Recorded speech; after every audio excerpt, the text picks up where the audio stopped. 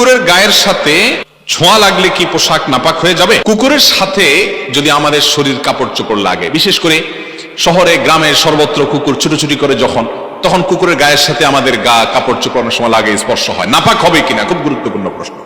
এটার উত্তর হলো যে কুকুরের যে লালা এটা নাপাক, কুকুরের মুখের যে লালা এটা নাপাক।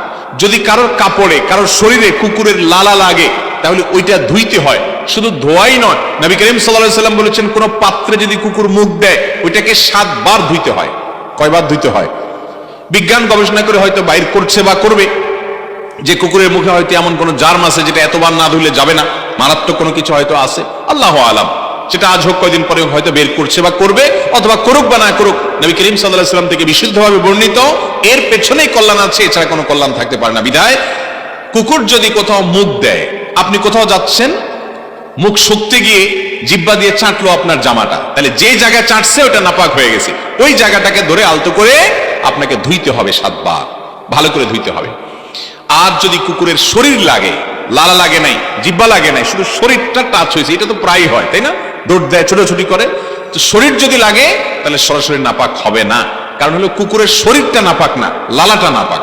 তবে কুকুরের শরীরে যদি তরল নাপাকি থাকে, কারণ যেখানে সেখানে সে যদি দেখেন নাপাক লেগে আছে, তাহলে সেটা আপনার গায়ে লাগে নাপাক হবে। এছাড়া কুকুরের শরীর লাগলেই আমাদের শরীর বা কাপড় চোপড় নাপাক হবে না।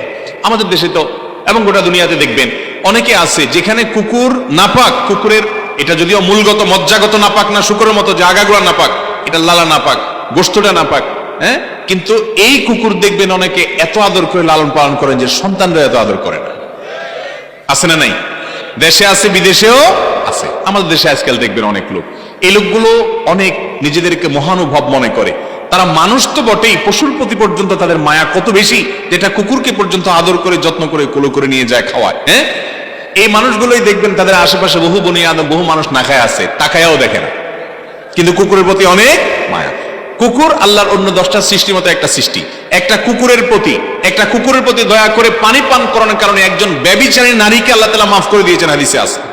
এই জন্য কুকুরের প্রতি দয়া করা ভালো জিনিস, কিন্তু দয়া করতে গিয়ে তারা ঘরে ঢুকাইতে বলে নাই, কারণ শয়তান কুকুরের আকৃতি ধারণ করে, আর নানা কারণে যেই ঘরে কুকুর থাকে সেখানে রহমতের ফেরেশতা আসে না। ইমানদার, ওহীর প্রতি বিশ্বাসী মানুষ তিনি কুকুর থেকে এইভাবে নিজের ঘরকে, বাসাবাড়িকে পবিত্র রাখবেন, দূরে রাখবেন, কিন্তু কুকুরও আল্লাহর প্রাণী, সেই হিসাবে তাকেও রহম করবেন, দয়া করবেন। কিন্তু তার লালা লাগলে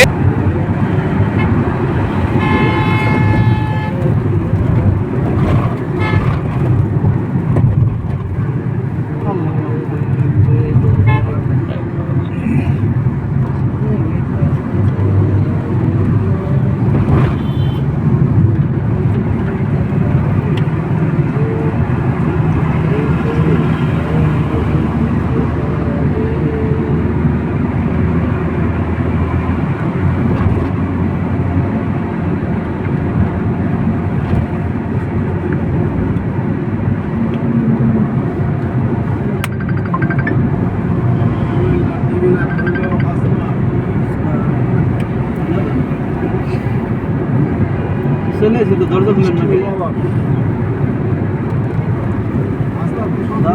আমি আসি, আপনি চলে আসছি, দরজা খুলে